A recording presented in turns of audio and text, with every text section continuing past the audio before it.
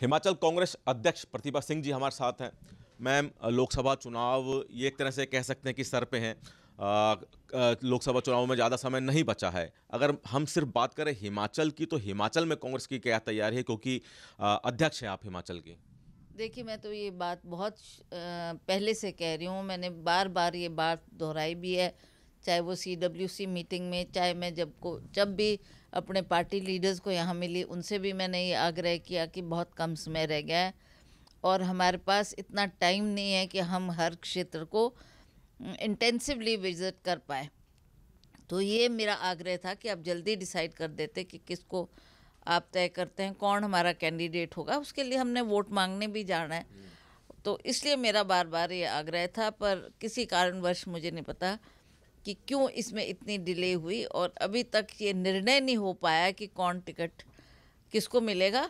मैं आज ये कोशिश कर रही हूँ कि हमारे जो प्रभारी है शुक्ला जी उनसे भी मिलूं और उनसे भी हम आग्रह करेंगे कि आप हिमाचल आओ और एक मीटिंग कॉल करो, सीनियर लोगों से बात करो, वहाँ का व्यू लो, आपका सर्वे क्या कहता है और किसको, कौन सही पर्सन है जिसको टिकट मिलना चाहिए, उसके आधार पर टिकट का आवंटन होना चाहिए ताकि टिकट भी सही व्यक्ति को जाए और हम अपना काम शुरू करें। हिमाचल में कांग्रेस की सरकार है, 1 साल से ज़्यादा का समय हो चुका है।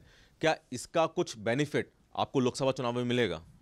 देखिए, ये बात स्पष्ट है कि पिछला विधानसभा का चुनाव जब हमने लड़ा था तो बहुत बीजेपी कॉन्फिडेंट थी कि हम चारों की चारों सीटें जीतेंगे, नहीं सॉरी, ये लोकसभा नहीं विधानसभा की सीटें जीतेंगे और हम सरकार बनाएंगे। पर इस बार परिस्थिति लगता है कि हमारे पक्ष में है, क्योंकि 1 साल से हमारी सरकार है।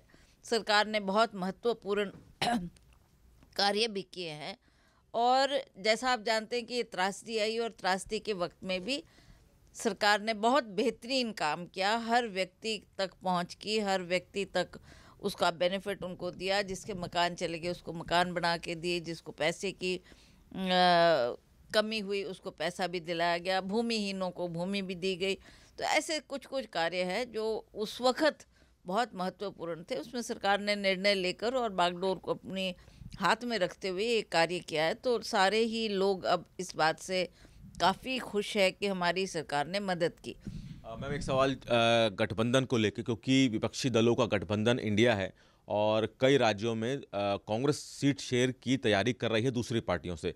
हिमाचल में मात्र 4 सीटें हैं लोकसभा की। क्या आपको लगता है कि वहां पर भी किसी दूसरी पार्टी की कांग्रेस को जरूरत पड़ेगी? मुझे नहीं लगता, क्योंकि एक तो जैसा आपने कहा कि हमारी सीटें भी कम हैं, 4 सीटें हैं और मुख्य पार्टियां यही है, भाजपा की और कांग्रेस की।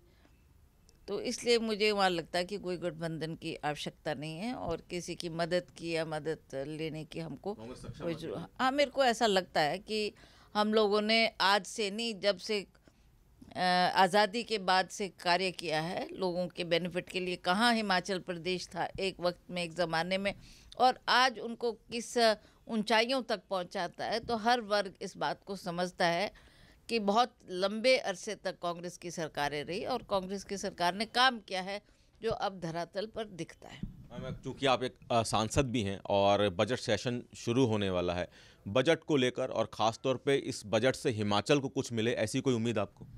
देखिए, उस वक़्त भी हमने बहुत त्राही त्राही की जब ये बाढ़ हिमाचल प्रदेश में आई, बहुत नुकसान हुआ। और आप जानते हैं, मैंने पिछली बार भी आपको इंटरव्यू में ये बताया था कि मैं प्राइम मिनिस्टर मोदी तक को मिली, उनको तक मैंने इस बात से अवगत करवाया कि सेंटर से कोई पैसा हमारी उम्मीद के मुताबिक नहीं मिल पाया है, जिससे हम लोगों की मदद नहीं कर सके। और मैंने कहा आप इस बात की जल्दी घोषणा करें। तो ये थी हमारे साथ हिमाचल कांग्रेस अध्यक्ष प्रतिभा सिंह, जिन्होंने बहुत से विषयों पर हमसे खास बातचीत की। कैमरामैन राजेश त्रिपाठी के साथ दिल्ली से सूर्य समाचार के लिए विनय सिंह।